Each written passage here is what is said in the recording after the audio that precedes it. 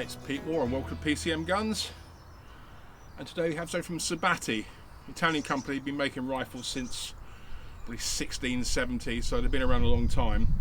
They make a good selection of sporting and sort of precision type tactical rifles, but you don't see them a lot around in people's hands. That started to change when Rangerite took over the agency for Sabatti. And what I have here is what they call their Urban Sniper, which is part of their sport tactical range. They have a number of different ranges, but basically, if you know your rifles, you know this is like a sort of an F-class type gun, a gun you could use for precision rifle competition, or just for the sheer pleasure of an accurate rifle and a good caliber to knock down steel or shoot tight little groups at long range. This sort of rifle has sort of come in its own in the last couple of decades. People always had rifles that shoot straight, but there's a lot more choice. You've got Axis International, you've got Tikka, all the big names produce a tactical slash precision rifle these days. And this gun is, in terms of price, it's entry level, but for what it offers, it's certainly more than entry level, and it really is a lot cheaper than its competition. The stock is most notable. It's made of a glass reinforced nylon polymer. It's pretty rigid. Inside there's a standard inlet which is cleanly done, and it has oversized action screw holes, which means it's pillar bedded as such, with the front pillar going up through the recoil lug. For this sort of rifle, obviously you need adjustment. Here you have comb height, simple, pull it up, wind it in and you're done, which is just what you need for correct cheek weld eye scope relationship. Length of pull is sorted out by spacers. The rifle didn't come with any. I think the person who had it before me nicked them, but that's life. And you've got about a half-inch recoil pad. I did find length of pull a bit short, certainly without spacers on, and I would probably like more spacers on here just to push it out, but it is shootable as it is, and a bit better with obviously another 3/4 inch of pull. The stock has got the typical cutout for a grasping hook at the back. It's a little bit small, but you can get your hand to it quite nicely, and it does help you draw it in when you're shooting. Pistol grip's nice. It's quite vertical, flared nicely. Right hand palm swell fills the hand very well, and it flares a bit here, so it does tend to lock your hand in a little bit, and you get a reasonable reach to pull on the trigger. Thumb hole cutout is big, which I like on these things, but this is very, very nice indeed. Moving forward, the forend is all rectangular, tapers slightly and quite deep, and it offers a free float. It's not a massive free float, but it's there. Again, we see checkering here. As standard, the rifle comes with a QD sling stud up front, another at the back. There's also cup sockets here and here if you want a QD, and here you can see where I've got it attached to this tripod comes a standard Picatinny rail, which is quite useful. But overall, it's a pretty nice stock. The action is their standard rover action, which they use for all apart from their Sapphire, which is a switch barrel rifle, and it's basically quite a nice little action. Big heavy one-piece bolt. It's fluted. 3-lug lockup, plunger ejector, usual sort of thing.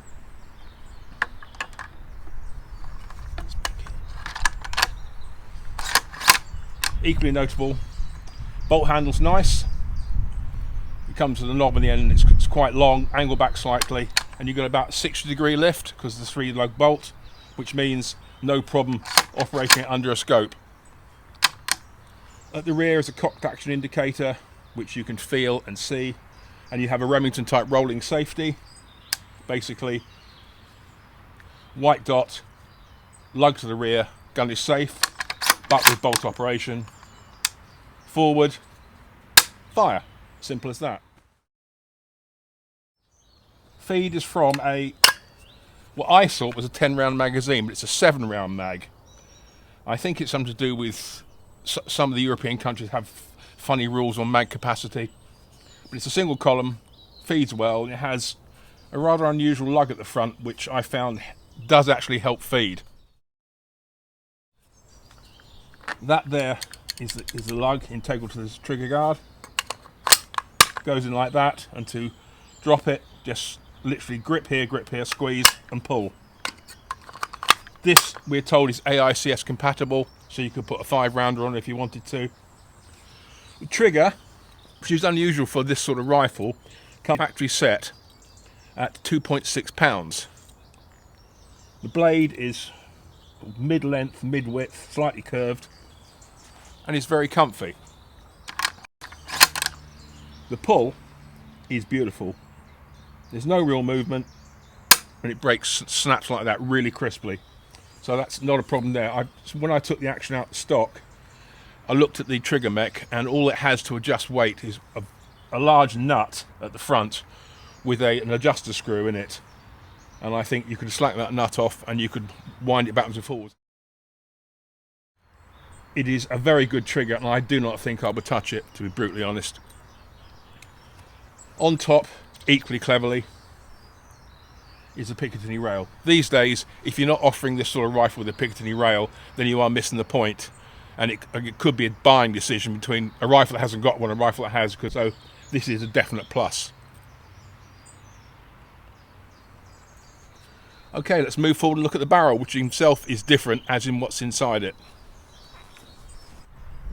The barrel is 24 inches long, and as you can see, radially fluted for 2/3 its length. At the front is a 3-port muzzle breaker standard, and this is the difference. What you have here is what Sabatti call their multi-radial rifling. They do normal standard rifling, but multi-radial is, I suppose, what I would term a hexagonal form, but rounded. And Sabatti say it's kinder on the bullet because it doesn't smash into the sort of the actual 90-degree lands and grooves of conventional forms. So there's less deformation on the bullet. The jury's out whether or not that rifling form will handle copper. But overall, the recipe is pretty good when you actually think about it. Okay, ammo, left to right.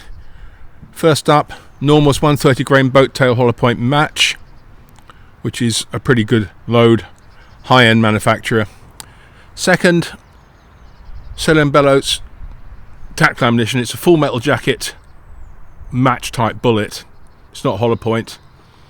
I've never used it before, see how it goes. Next to that is the 140 grain Cell & Bellows, again soft point, which is just an absolutely fabulous round. I've never seen it shoot particularly badly in any rifle. And next to that is another hunting load. It's exactly the same load, but it's a 131 grain soft point. And again, I've had mixed results with this, but some people say they swear by it. And finally, to cover the non-lead option, we have the Barnes Vortex long range, which is a 127 grain monolithic hollow point with a ballistic tip. This rifle is chambered in 6.5 Creedmoor, as you can obviously see, but they also offer it in 223, 6.5 Creedmoor, 6.5 by 47 Lapua, and 308. Okay, let's do a bit of shooting. Mag's bombed up with 7 rounds. I've got a spare round in my pocket. I'm going to see if I can throw it in once I'm empty in a little chamber. Some do, some don't.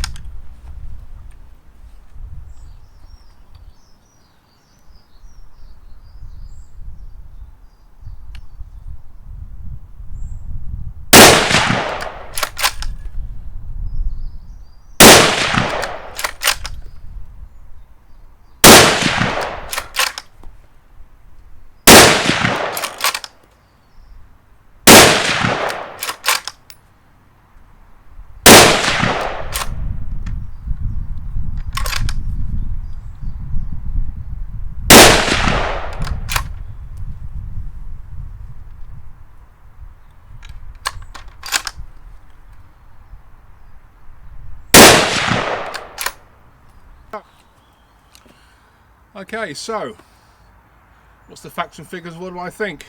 First of all, Sabatti say the rifle is sub-MOA. which as we shall see it certainly is.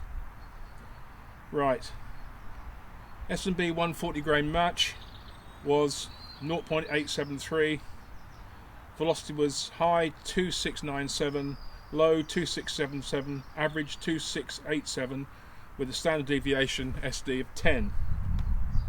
Groups definitely sub. Okay, next one down would be the 140 grain S&B soft point, which is a hunting load. That pulled in 0.864, again sub MOA, with a high of 2659, a low of 2650, average of 2654, and a standard deviation of 4.5. I've had that load shoot better out of some other rifles, but that's the way it is. Different loads, different guns. Then we've got the same load but with a 131 grain bullet, this Celium Bellow soft tip. High 2713, low 2654, average 2692, standard deviation a rather high 33.2. The group was 0.878, so again sub MOA confidently. The Barnes LRX, which is the one I had the question mark on, was high 2796, low 2783, average velocity 2788, the standard deviation of a pleasing 6.7. Group was 0.903. Not amazing, but for a non-lead, not bad. And the start of the show, which I'm a little bit amazed at, was Lepour's 130 grain match, Boattail hollow point. High was 2819, low was 2777, average was 2793, with a standard deviation of 22.7. Bit surprised for what is a match load from a very good company. But the group, hang on to your hat, was 0.259 inches. That was shot off a bag, off the bench. So, there's potential there, without a shadow of a doubt. The Lapua just is head and shoulders above the rest, but it's early days, shall we say. So the rifle, well, the action feels a little bit clunky, but it feeds okay. The mag is a bit rattly, and that seems to feed okay. I think I had one mispresentation in all the rounds I fired through it. Trigger is again very, very good at 2.6 pounds quoted, so it's around that I think in real life. Crisp, no creep, goes well. Adjustable comb, always a pleasure. Spacers for length of pull, not a problem with me. They say they come with 3, so this gun didn't have them, but I think I'd like 3 more because it was a little bit short in the shoulder, but shootable. Stock's nice, full, good gripping, nice checkering, albeit machined on plastic or casted on plastic. Comes with a pick rail as standard for the scope, which is just sensible, as I said before. Picatinny rail for here. I perhaps would have liked to have seen the ability to put a QD stud down here if you didn't want to use the rail for a scope, a bipod mount, but use just a QD stud on something like a Harris. 24-inch barrel seems to get the best out of the ammunition. Fluted, I'm not really sure how much effect this really has, but we'll know what fluting does. Muzzle brake, very antisocial, but it certainly works. But then again, 6.5 Creedmoor isn't exactly a big thumpy cartridge. But the price, $995, is ridiculous. It's the sort of gun you think, well, I'll buy that because it's cheap and I can get into whatever precision discipline I want to.